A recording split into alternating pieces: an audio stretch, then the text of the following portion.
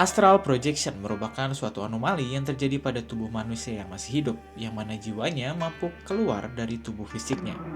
Dalam beberapa kasus, astral projection dapat dilakukan secara sengaja oleh mereka-mereka yang kita anggap punya kelebihan khusus, atau sering juga disebut sebagai orang-orang indigo.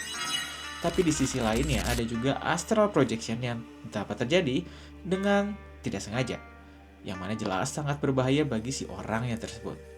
Di negara Jepang sendiri, yang penduduknya lebih cenderung logis dibandingkan agamis, ternyata juga punya pemahaman astral projection-nya sendiri, yang mana dapat dikatakan cenderung aneh.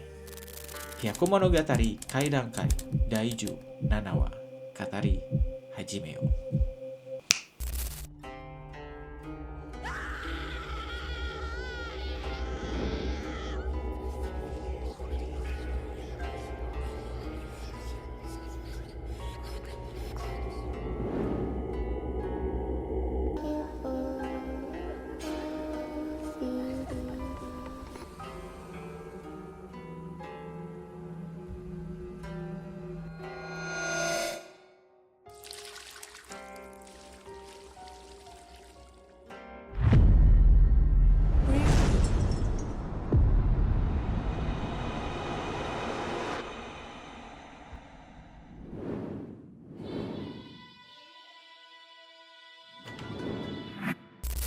Astral projection atau dalam bahasa Jepang juga disebut Asutoraru Tousia. Pada dasarnya, konsepnya tuh sama dengan pemahaman astral projection pada umumnya, yang mana tubuh manusia itu tuh terbagi menjadi dua, yaitu tubuh fisik dan juga tubuh astral, atau kadang disebut juga sebagai tubuh cahaya. OBE atau Out of Body Experience merupakan proses terjadinya astral projection, yang mana keluarnya tubuh astral dari tubuh fisik manusia yang masih hidup. Tubuh astral yang keluar dari tubuh fisik manusia tersebut sebetulnya masih bisa dikendalikan oleh si pemilik tubuh. Tapi tentu aja ada batasan-batasan tertentu karena wujudnya kan bukan wujud fisik, melainkan wujud astral. Di Jepang sendiri, untuk tubuh astral yang keluar dari tubuh fisik manusia yang masih hidup disebut sebagai Ikiryo. Nama Ikiryo terbentuk dari dua buah kanji, yaitu kanji Iki dan kanji Ryo. Iki diartikan sebagai hidup, sedangkan Ryo diartikan sebagai jiwa. Jadi secara harafiah, Ikiryo diartikan sebagai jiwa yang hidup. Penyebutan lainnya dari Ikiryo itu ada juga Seirei. Kanjinya masih sama. Balik lagi, ini tuh karena adanya aturan dari penyebutan kanji di Jepang, ada cara baca unyomi dan kunyomi. Tapi pada dasarnya, inti maknanya dari namanya masih tetap sama. Yang unik dari nama Ikiryo adalah meskipun secara harafiah diartikan sebagai jiwa yang hidup, tapi masyarakat Jepang seringkali mengartikannya sebagai the living ghost, atau hantu dari mereka yang masih hidup. Kemunculan Ikiryo nggak hanya dari astral projection aja, tapi ada juga beberapa cara lainnya untuk tubuh astral keluar dari tubuh fisik. Misalnya, selain dari kehendak dan kesengajaan dari si manusianya, tubuh astral juga bisa keluar dari tubuh fisik saat mendekati ajalnya. Pingsan, luapan emosi negatif yang luar biasa, atau bahkan kutukan. Kemunculan Ikiryo berdasarkan luapan emosi negatif ini tuh pastinya akan memunculkan Ikiryo yang juga negatif, yang bahkan gak segan untuk melukai manusia lainnya yang masih hidup.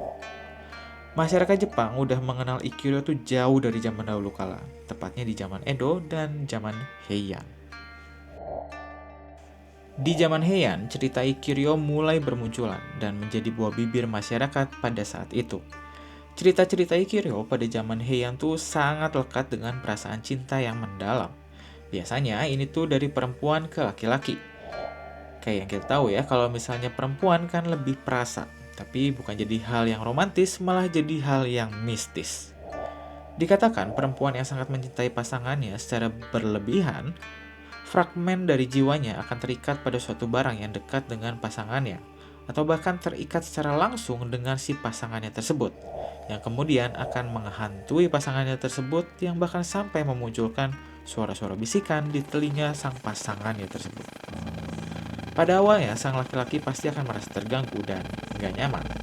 Tapi lama-kelamaan, selayaknya terkena mantra hipnotis, si laki-laki pun mulai bertindak gak wajar. Ya, awalnya cinta berakhir menjadi gila.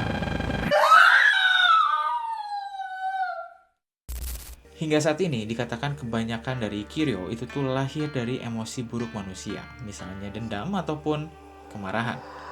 Sama seperti halnya Yuri yang mana bisa menghantui ataupun menghasut manusia untuk melakukan sesuatu hal yang buruk.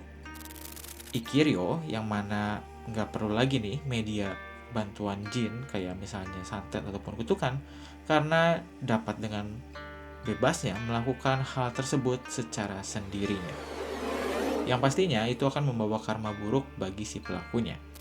Untuk masyarakat Jepang sendiri yang kita kenal lah ya, lebih cenderung logis dibandingkan agamis, ternyata juga menganggap kalau astral projection itu tuh bukan sekedar isapan jempol belaka.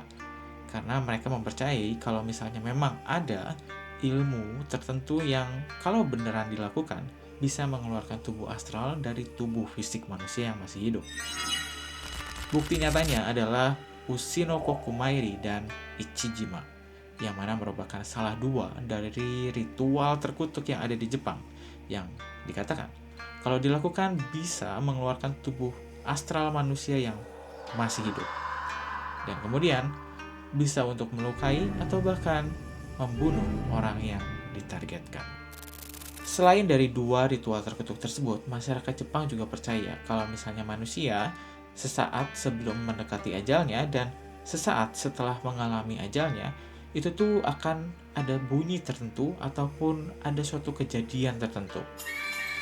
Banyak ceritanya ini tuh lahir pas waktu zaman perang dahulu kala, di mana ada seseorang yang bertemu dengan teman ataupun keluarganya yang mana pergi untuk berperang.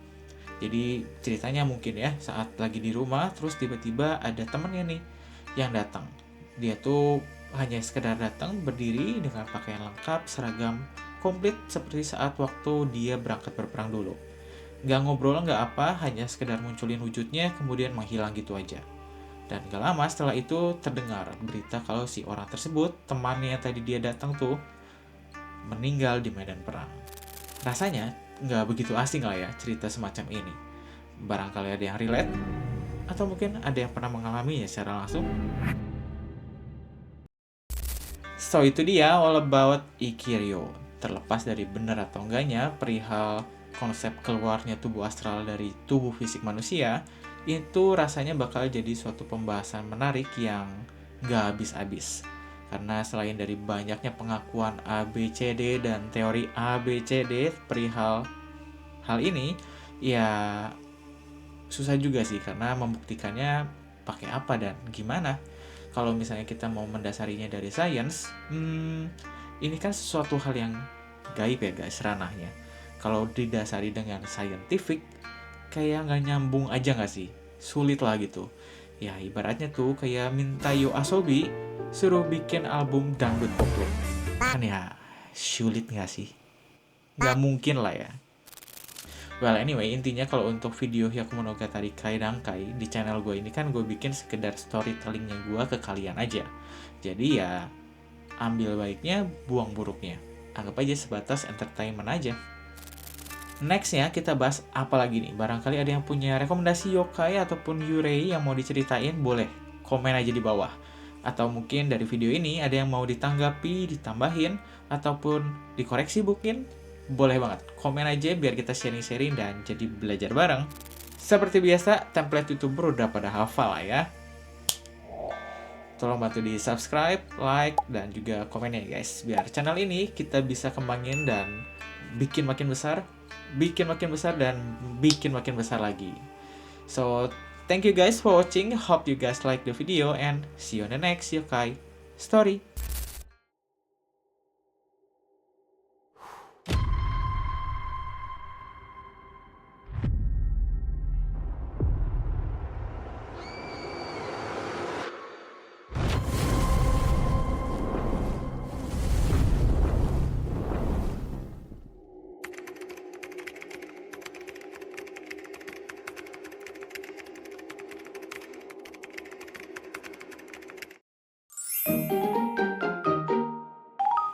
Astral projection atau dalam bahasa Jepang disebut asutoraru.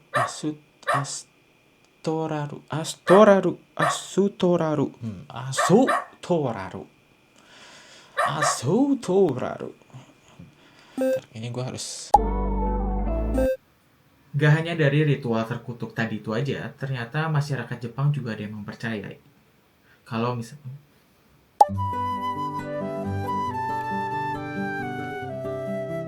dengan sesosok makhluk yang persis dengan dirinya sendiri, atau sering disebut sebagai doppelganger. Doppelganger. Apa sih? Power Ranger. Doppel. Selain